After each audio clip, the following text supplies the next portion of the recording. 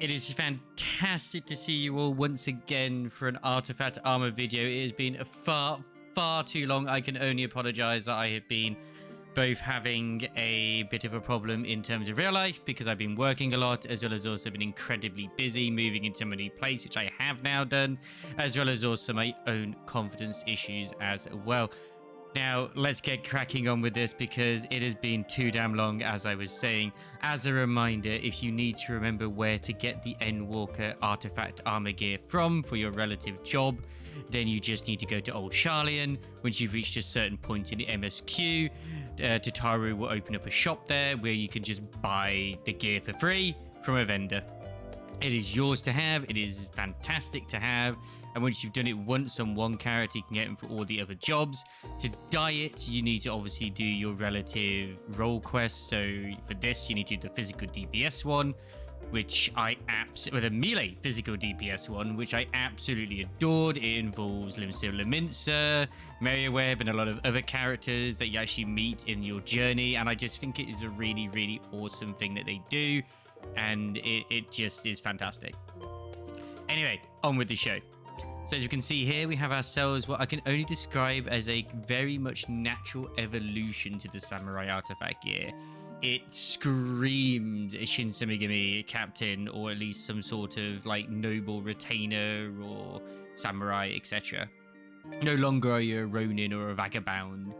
No longer are you one of those. You are either your own master now. Standing here, you realized... Sadly, I mean, you do punch. But anyway, get on back on with the show. As you can see here, we have a wonderful little bit of under-eye armor here, which is basically a nice sort of easy cop-out way instead of going for a big giant hat, which they have done with certain other samurai artifact gear back in the day, which I quite like those. But of course, because of the Eras and Hrothgars, they have opted out of those. Even though when we do get round to the other remaining ones which do have hats, the very rare few in the artifact armors, they actually do work on Viera and Hrothgar as well. At least they do with Viera. I'm not 100% sure of Hrothgar. Most Hrothgar I see don't wear anything on their heads anyway except flowers because they're just bloody adorable. Anyway, the chest piece is definitely the main attraction to me when it comes to this gear. If you're going to use any of these for future clams, I would recommend this chest piece. Like, I absolutely love the little dagger at the back. I love the ribbons. I love the little extra fluff and apparels and the gold, the red and the black, the yin and yang sort of things too. Gives me a real Tsukiyume type vibe as well, and I love that. I absolutely adore that. And then we've got the gloves, which actually adjust the gloves here. Like this bit here is actually part of the armor itself, with the chest. So you just got the fingerless gloves. There, when you dye them, it dyes all the black pieces. Same with this as well. This dyes all the red. It looks absolutely beautiful in white. I will admit this. It looks amazing in that color. I wouldn't recommend dyeing this in black because it clashes with this. This bit doesn't dye. Just these red bits here do. So just keep that in mind when you do go about dyeing it. And this leg piece here has a wonderful brass little trim pattern right at the bottom, which is a very nice motif. And it's a nice little callback to Doma. Very nice callback as well. And we got some Toby at the bottom here. I think that's what they're called. So samurai sandals, they actually go all the way up to knees. They've got knee guards as well. Got a little bit of purple around the thing. When you dye them, it dyes all the black bits again. Basically, you should know by now the rule of thumb when it comes to dyeable stuff. It tends to kind of dye the cloth pieces. Anyway, the weapon, the Murasame, I believe is what it is. When you dye it, it will dye this on here as well. But I love this weapon. It's got a nice sort of wing motif on the extra decoration for the sheath. The sheath itself is not dyeable, but you wouldn't want it to be. I mean, look at how gorgeous that is with the glow as well. And the handle has got a nice little purple and very Doma once again sort of stuff going for it.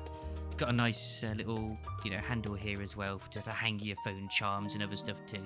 It's got a lovely little, well, I can only assume it's like supposed to be like a shogunate type stamp here as well on the actual pommel itself, which I always quite like to see those as well. If we look at the blade, You can see that we've got like a nice little moon on here too.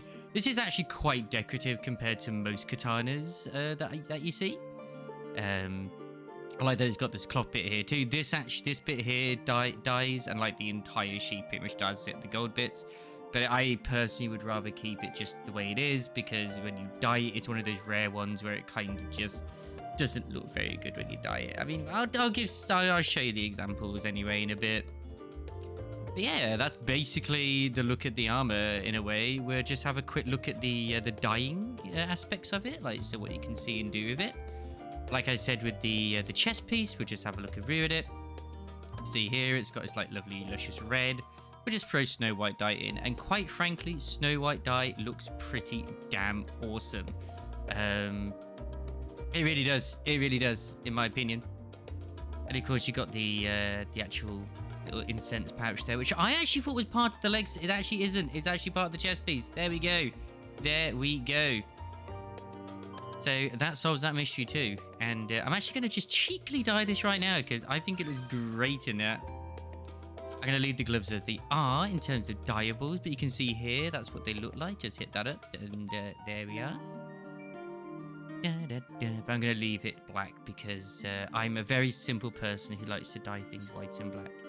We've got the legs here. They've got an extra bit that's hidden, where it shows some nice sort of like a sort of waist around, almost like sort of bandages, but not quite bandages, around the waist. I'm going to dye this white as well. See here, the red pieces have been dyed, but not the ribbon at the back, nor the hole where the tail goes through, but there's no real sort of forced hole there.